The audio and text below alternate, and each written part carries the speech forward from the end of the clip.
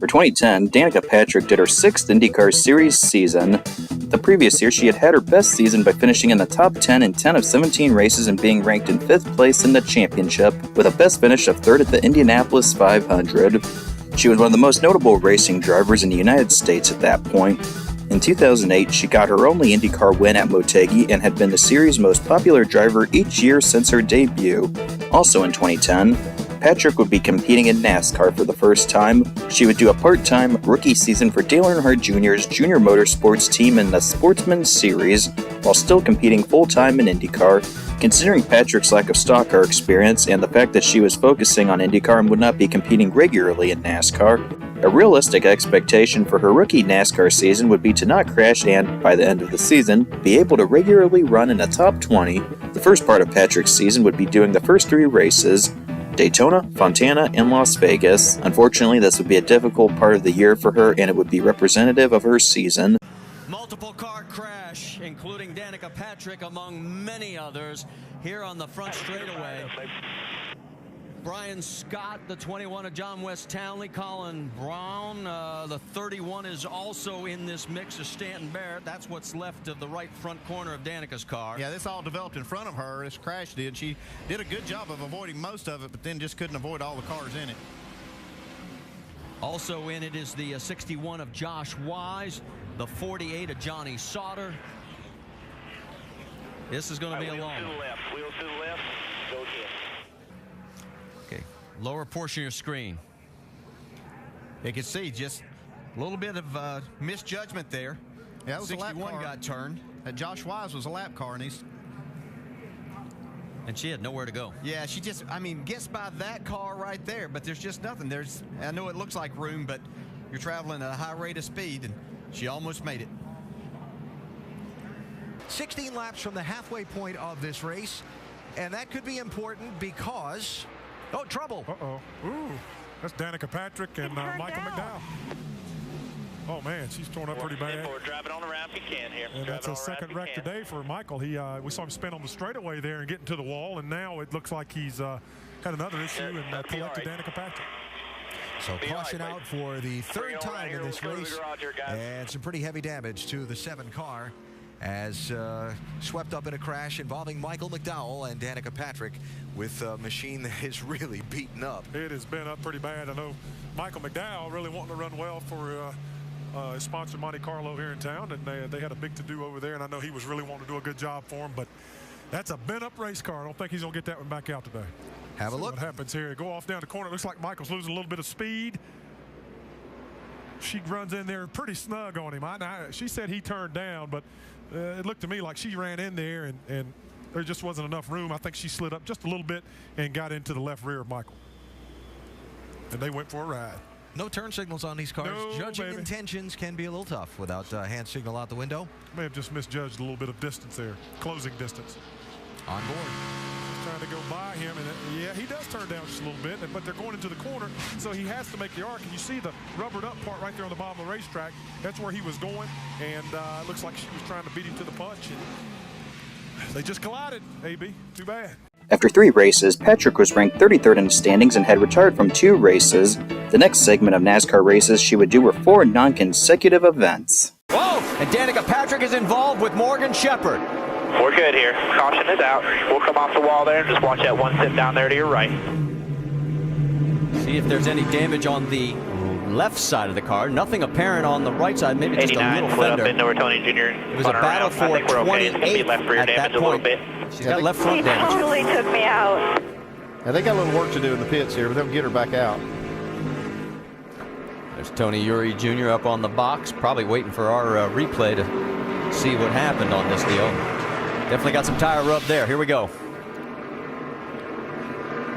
See, as I get down into turn 1 here, this is a place, and Morgan Shepherd just literally got loose getting in there, and that's one thing. It's your responsibility as that driver on the inside not to let that happen. You know there's no banking to lean on, and this will happen more than once today.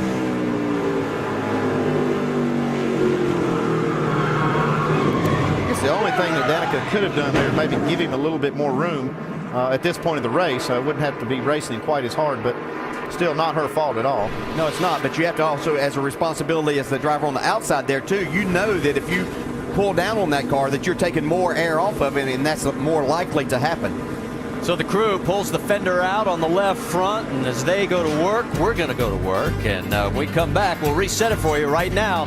Danica shaking her head saying, no, not this soon. We're under our first caution here after we've completed 71 of 200 laps at the Monster Mile. And remember Brad Keselowski in Countdown saying, usually the first caution's by a right front tire, and you don't want to be the one to have that happen to you. Well, it happened to Danica Patrick. She was running in the 34th position when this is what happened. She got real high in 3 and 4. Probably not sure exactly what's going on, and then bam, there goes the tire. God, that's a pretty hard lift. You can Definitely put her out. Yeah, the last few laps should have been even higher and higher, and that tire was probably going down somewhat, and then just lets go as that loads up coming out of 4. Well, obviously it blew. Yeah, it blew. Well, it'll be interesting to see what her thoughts are on the day today. Certainly not what she wanted. She wanted to finish the race, but that's not going to be the case.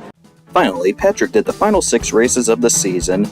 To this point, she had not finished higher than 24th at Chicagoland and had not finished on a lead lap at any event. It's like, look out, Danica gets turned hard. Danica Patrick, Hold the brake.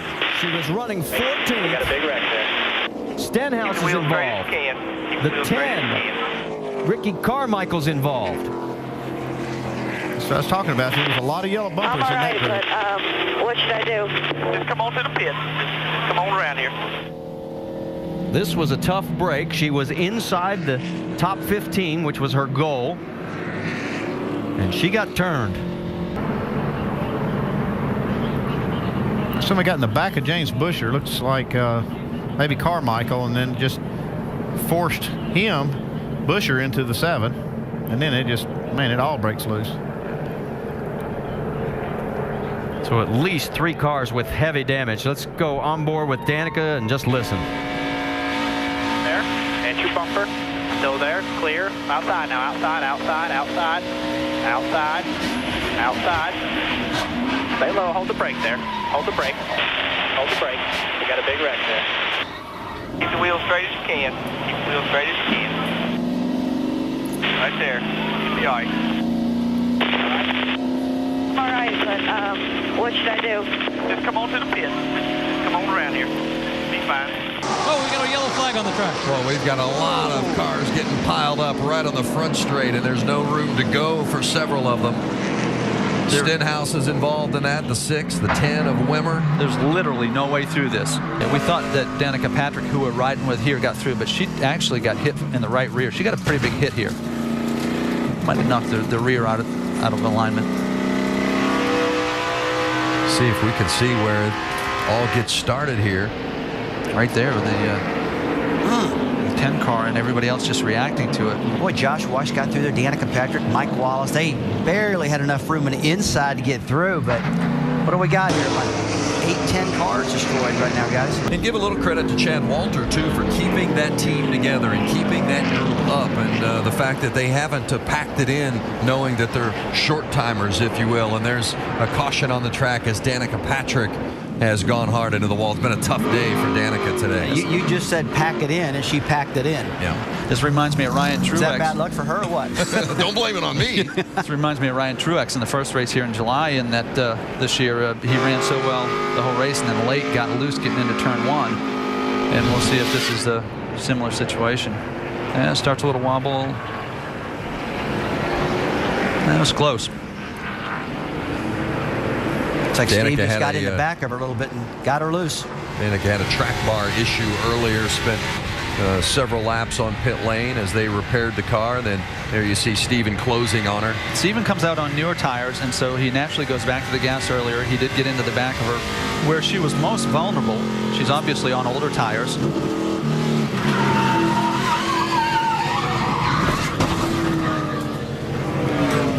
In all, Patrick did 13 of 35 Sportsman Series races in 2010 and had a best finish of 19th at the Homestead season finale. This was her only top 20 and/or lead lap finish. Additionally, Patrick had an average start of 27th, with just one of them being in the top 10, 5th place at Homestead. Patrick continued to compete in the Sportsman Series the next 2 years for Earnhardt, but only had 7 top 10 finishes out of 45 races. In 2012, she started to compete in the NASCAR Cup Series and was full-time there from 2013 to 2017.